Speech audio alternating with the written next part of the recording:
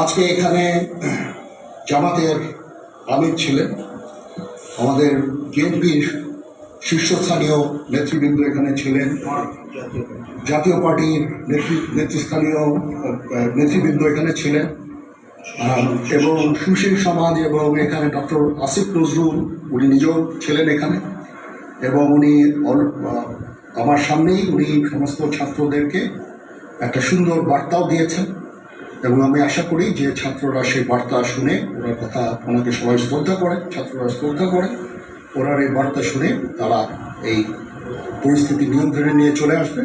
এবং আমরা একটা সুন্দর একটা পরিস্থিতির দিকে আমরা এগিয়ে যাব ইনশাআল্লাহ।